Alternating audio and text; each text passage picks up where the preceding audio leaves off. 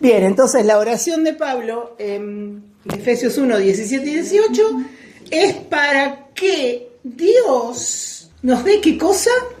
Espíritu de sabiduría y revelación. En el conocimiento de Él. O sea, Dios nos lo tiene que dar porque por nosotros mismos humanamente no lo tenemos. En el conocimiento de Él.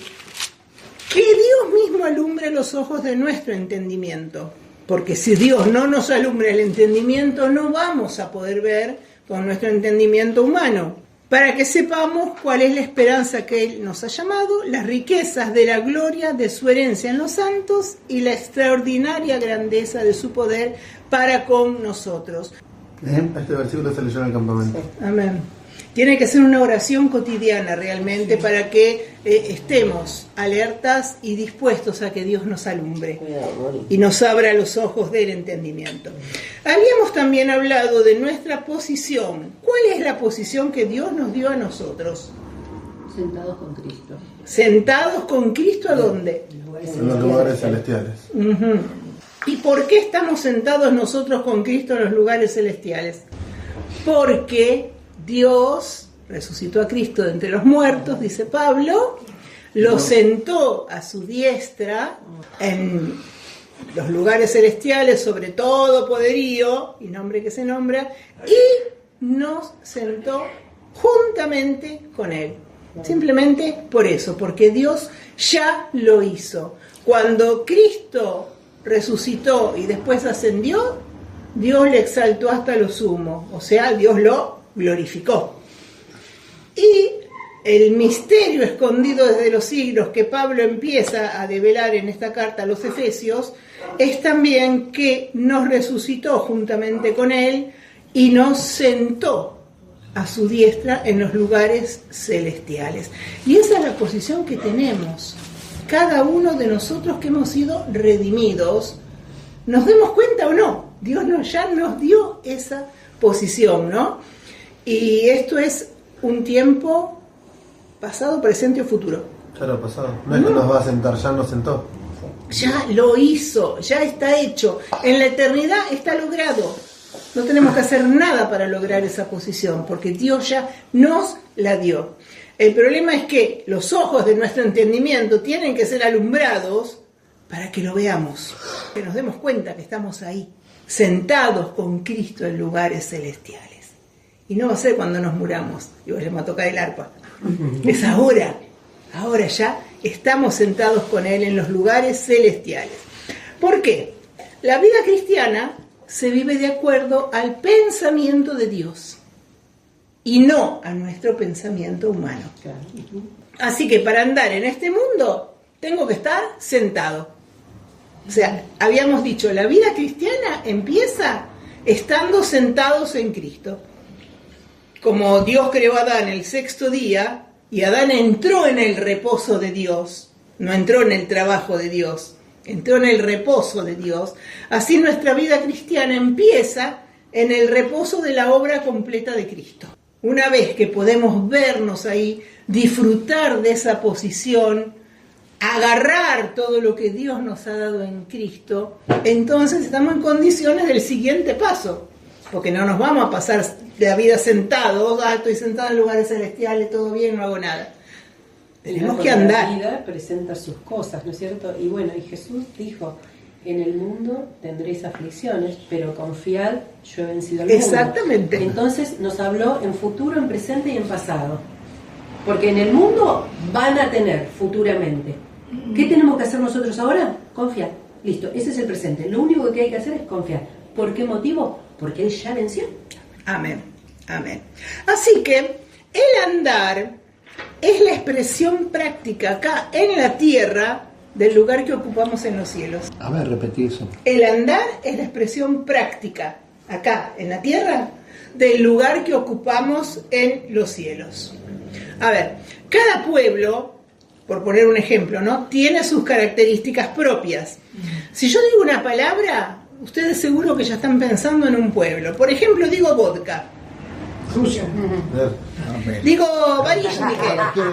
Varishnikel, como se diga. Ucrania. Bien.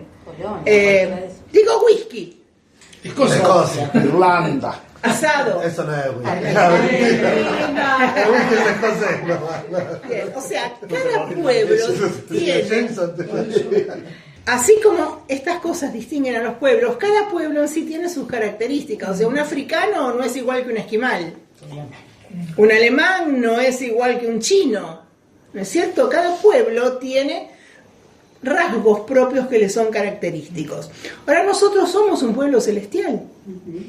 Entonces, como pueblo celestial, nos corresponde llevar las características celestiales, que de hecho las tenemos. Ahora las tenemos que manifestar acá en la tierra, en toda nuestra conducta. Por ejemplo, reflejar al Padre, andar como Cristo. Y la palabra nos da unos ejemplos. Efesios 4 del 17 al 23, alguien lo está buscando, mientras otro busca Efesios 5:2 y alguien más busca Efesios 5, 8 y 10. Efesios 4, 17 al 23.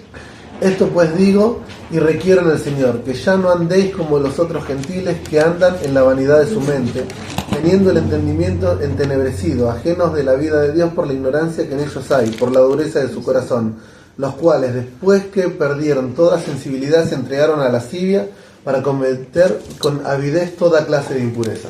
Mas vosotros no habéis aprendido así a Cristo, si en verdad le habéis oído y habéis sido por él enseñados conforme a la verdad que está en Jesús. En cuanto a la pasada manera de vivir, despojaos del viejo hombre, que está viciado conforme a los deseos engañosos, y renovaos en el espíritu de vuestra mente. Amén. 5, 2. Y andad en amor, como también Cristo nos amó y se entregó a sí mismo por nosotros, ofrenda y sacrificio a Dios en olor fragante. Y finalmente 5, 8 y 10. Porque en otro tiempo erais tinieblas, mas ahora sois luz en el Señor. Andad como hijo de luz. Amén. Porque el fruto del Espíritu es en toda bondad, justicia y verdad, comprobando lo que es agradable al Señor. Así es. Eso es lo que tenemos ahora en la nueva vida, la manifestación de nuestro ser celestial. Y Efesios 5, del 22 a 25. Eso me gusta. Eso me gusta. Adelante, a ver. Léelo. Yo leo. Del 22. Al 25. Las casadas estén sujetas a sus propios maridos como al Señor. Porque el marido es cabeza de la mujer, así como Cristo es cabeza de la iglesia, la cual es su cuerpo y Él es su Salvador. Así que como la iglesia está sujeta a Cristo, así también las casadas lo estén a su marido, a Héctor Keller. A ver, ¿Y el 25 qué dice? Maridos, amad a vuestras mujeres, así como Cristo amó a la iglesia y se entregó a sí mismo por ella. Y el 33. Por lo demás, cada uno de vosotros ame también a su mujer como a sí mismo, y la mujer respete a su marido. 6.1. Hijos, obedeced en el Señor a vuestros padres, porque esto es justo. 6.4. Bueno, hermano. Y vosotros padres no provoquéis a ira a vuestros hijos, sino criadlos en disciplina y amonestación del Señor. 6.5. Ustedes los siervos obedezcan a sus amos terrenales con temor y temblor, y con sencillez de corazón como obedecen a Cristo.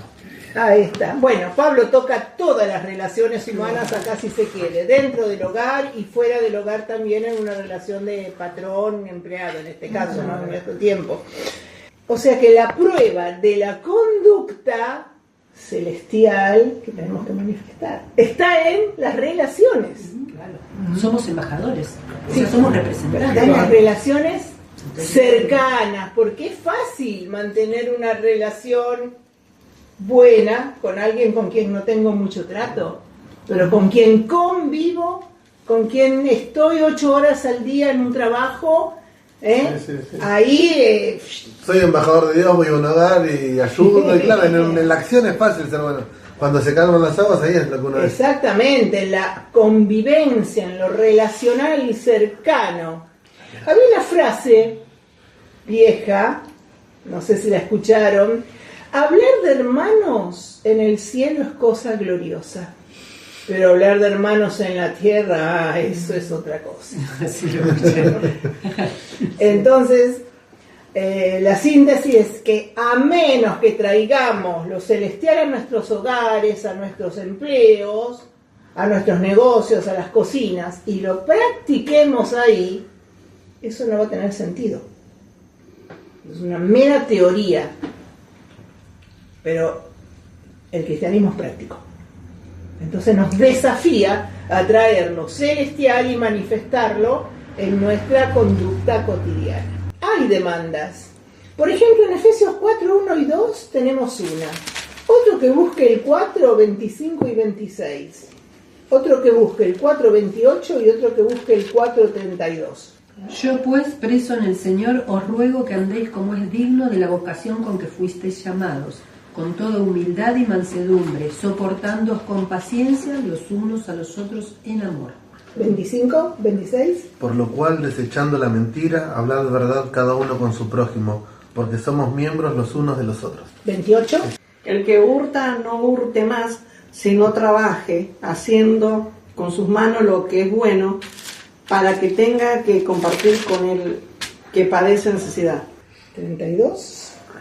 Antes ser benignos unos con otros, misericordiosos, perdonados unos a otros, como Dios también os perdonó a vosotros en Cristo. 5, 18. No os embriaguéis con vino, en lo cual hay disolución. Antes bien, 21. Someteos unos a otros en el temor de Dios. Muy bien. 6.1 ya lo leímos, 6.4 ya lo leímos, 6.9. Y vosotros, amos, haced con ellos lo mismo, dejando las amenazas, sabiendo que el Señor de ellos y vuestro está en los cielos y que para Él no hay acepción de personas. Es notable que acá cuando Pablo está escribiendo esto, nos dice, ¿qué les parece, hijos? ¿Podrían obedecer a vuestros padres? Padres, estaría bueno, ¿no? Que no provoquen a ir a los hijos. Esclavos, ¿qué les parece si obedecen a vuestros amos? Les digo, es una idea. No es sugerencia, ¿no? No es sugerencia. Está en imperativo. Está en imperativo. O sea, hacelo o hacelo. Te estoy mandando esto.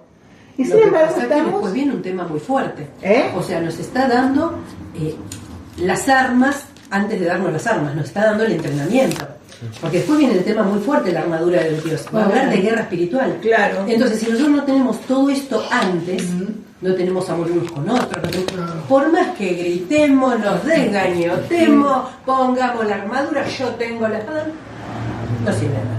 Hueco. Por A mí eso, me había primero la gustado, obediencia. cuando era chico, me había quedado que en esa parte que dice soportando los unos a los otros, uno piensa que soportar, Colosenses. Colosenses 3. uno piensa que soportar Es aguantar a otro. no lo soporto, bueno, en Dios no tengo que soportar, no, habla de soporte, como se soporta una tele con un fierrito chiquito que sea pesado, soportarlo desde abajo, sostenerlo, claro, no aguantarlo. Está bueno. De mala- Pero a veces necesitamos también Soportar un poco, ¿sí? Personas que son pesadas y tenés que soportar. Por mí, ¿no? Pero Pablo quiere decir eso. Bueno, me acuerdo que el pastor había tomado esos versículos y nos había mostrado una imagen que fue muy práctica de, creo que era la guerra, de donde está el chinito. Había puesto un chinito con el hermanito y el hermanito había muerto, pero él lo llevaba en una mochilita y lo tenía. Y dice, no te pesa, no, es mi hermano. No te pesa, aunque tenía el peso físico, no me pesa, porque es mi hermano. Dice, él lo hacía con ese amor. Sí. Colosenses. Colosenses 3, el versículo 13. Soportaos unos a otros y perdonaos unos a otros si alguno tuviere queja contra otro, de la manera que Cristo os perdonó, así también hacedlo vosotros. Y sobre todas estas cosas, vestidos de amor, que es el vínculo perfecto. Bien. Y son demandas que se nos hacen, pero ahora estamos bajo la gracia, como se dice, no estamos bajo la ley. La ley tenía sus demandas. Cristo tuvo sus demandas. Pero ahora la gracia también tiene sus demandas. Entonces, La vara está más alta. ¿Mm? La vara No, está para más estamos alta. alta. Fíjense en Mateo 5, esos 10 versículos del Sermón del Monte, Cristo está hablando de la ley, pero está yendo más allá de la ley todavía. A ver, ¿quién lo tiene a mano? Oísteis que fue dicho ojo por ojo y diente por diente, pero yo os digo, no resistéis al que es malo, antes a cualquiera que te hiera en la mejilla derecha, vuélvele también la otra, y al que quiera ponerte a pleito y quitarte la túnica, déjale también la capa, y a cualquiera que te obligue a llevar carga por 1 milla, ve con él 2, al que te pida dale, y al que quiera tomar de ti prestado, no se lo rehuses. Oísteis que fue dicho, amarás a tu prójimo y aborrecerás a tu enemigo. Pero yo os digo, amad a vuestros enemigos, bendecid a los que os maldicen, haced bien a los que os aborrecen y orad por los que os ultrajan y os persiguen, para que seáis hijos de vuestro Padre que está en los cielos, y que hace salir su sol sobre malos y buenos, y que hace llover sobre justos e injustos. 48, ¿qué dice? Sed pues vosotros perfectos como vuestro Padre que está en los cielos es perfecto. Pavada de demanda, ¿no es cierto? Claro. Y perfectos quiere decir completos, como el Padre. Y estas son las demandas de Cristo. Cristo contrapone, las demandas de la ley son estas, pero yo os digo, Claro. y te agrega más todavía. Lo pone más difícil, ¿no? Es tremendo. Y Pablo completa todo el cuadro con todas las demandas que leímos que hace a la iglesia del Señor. Entonces acá es donde el pensamiento humano, nuestro pensamiento natural, entra en un choque directo con el pensamiento de Dios. Y encontramos algo que al menos para mí fue muy revelador. Es el asunto de los árboles. ¿Se acuerdan en el jardín del Edén? Había un montón de árboles, pero hay 2 especialmente a los que el Génesis refiere. ¿Cuáles son estos 2 árboles? El de la vida y el de la ciencia de Dios. Ahí está, esos 2 árboles, y por alguna cuestión, cuando entramos al relato bíblico, estos 2 no habían comido de ninguno de los 2 árboles. O sea, no creo que hayan estado de ayuno todo ese tiempo. Se ve que comieron del fruto de los árboles que Dios les dio, pero por alguna cuestión no habían tocado ni uno ni otro. Y estaban ahí. Pero de los 2, solo uno tenía prohibición. Conocimiento del bien y del mal. El del conocimiento del bien y del mal, Dios fue claro. De ese no coman, porque el día que lo coman van a morirse. Pero del árbol de la vida no les dijo nada y estaba ahí. En cualquier momento podían haber agarrado el fruto y se lo habían comido, pero no lo hicieron. Ahora, el árbol del conocimiento del bien y del mal, ¿no? Y nos lleva a pensar en estas cosas. En principio, el hombre es un ser viviente, tiene capacidad de decidir, cosa que otros seres vivientes tal vez no tienen tanto, aunque todos lo tienen en alguna medida. Tu perro decide si se come o no. No razona porque lo hace, pero claro. Pero lo hace. Claro. La gallina decide si quiere comer el maíz o tomar agua. ¿Sí? Bueno, la serpiente. La serpiente fue un instrumento, un mero instrumento. ¿De quién? Del diablo. ¿Para qué? Para que caigamos en pecado. Para hacer caer al hombre. Exactamente. O sea, le ofreció a la mujer un destino mejor del que Dios ya había establecido. Le ofreció. Apeló a las necesidades más básicas del ser humano. El sustento, el desarrollo ilimitado de sus capacidades y el deseo de controlar el destino de sus vidas sin depender de un ser superior. ¡Qué grande! Vos sos el dueño de tu destino. Seguí tu corazón. Esa. La mujer no cedió de golpe a la tentación, porque nos dice claramente la palabra. ¿Qué hizo? Vio, El fruto era deseó, Los ojos. codició. Pero Dios que le Una de había las dicho. cosas, perdón, Sí. es el conversar con el pecado. Porque la tentación puede llegar. Ajá. Pero, por ejemplo, nadie dice que la mujer de Potifar haya sido una fea mujer. Tal vez era preciosa. Y tal vez cuando se le regalaba a José, pudo él haberse quedado pensando. Pero él no se quedó pensando, él huyó. Entonces ahí está el tema, huir de la tentación. Está bueno eso de conversar con el pecado. Claro, porque si lo Tal seguís cual. maquinando, un día da a luz el pecado. Exactamente. Querida concupiscencia. Claro, exacto. Por eso ella priorizó el razonamiento propio, su propia evaluación, antes que la obediencia a Dios. Y ahí vino el desastre. O sea, Satanás le ofreció el conocimiento del bien y del mal. Por eso dejó de lado la vida, ¿sí? Y por eso estamos viviendo todos como estamos viviendo y seguimos repitiendo las mismas elecciones que hicieron ellos en el Edén, ¿sí? Entonces, acá dice algo interesante. Desde el día en que Adán comió del fruto del árbol del conocimiento, el hombre se ocupa en definir lo que es bueno y lo que es malo, lo que es justo y lo que es injusto, y trata de vivir de acuerdo a esas reglas. Por eso toda sociedad tiene sus normas de conducta, lo aceptable y lo inaceptable. Por más que adoren a Baal, a quien sea o a Dios. Sí, pero robar está mal en todos lados. Sí. O sea, hay normas que son, pero vienen desde el conocimiento del bien y del mal. ¿Puedo leer algo? Sí. Porque, viste que dijo que era agradable para los ojos, bien para conocer el bien y el mal. Y bueno, y la táctica del enemigo, digamos que más o menos siempre es la misma. En Primera de Juan, el capítulo 2, versículo 16, dice: porque todo lo que hay en el mundo, los deseos de la carne, los deseos, o sea, bueno para comer, los deseos de los ojos, linda en la apariencia, y la vanagloria de la vida, o sea, querer ser como Dios, no proviene del Padre, sino del mundo. Y el mundo y sus deseos pasan, pero el que hace la voluntad de Dios permanece para siempre. Digamos que siguió atentando con lo mismo. Exactamente. Cambian los disfraces, somos pero tan fáciles que no hace falta cambiar la estrategia. Tal cual. Sí. Así es. Y bueno, la nueva era que dice: vos sos Dios, vos llegás a tal conocimiento y a tal luz que llegás a ser un Dios. Es una locura. Y las falsas religiones nos hablan de ir subiendo en los niveles del conocimiento hasta alcanzar la plena sabiduría. Pero todo tiene su origen en este árbol, en el árbol del conocimiento del bien y del mal. Y la decisión.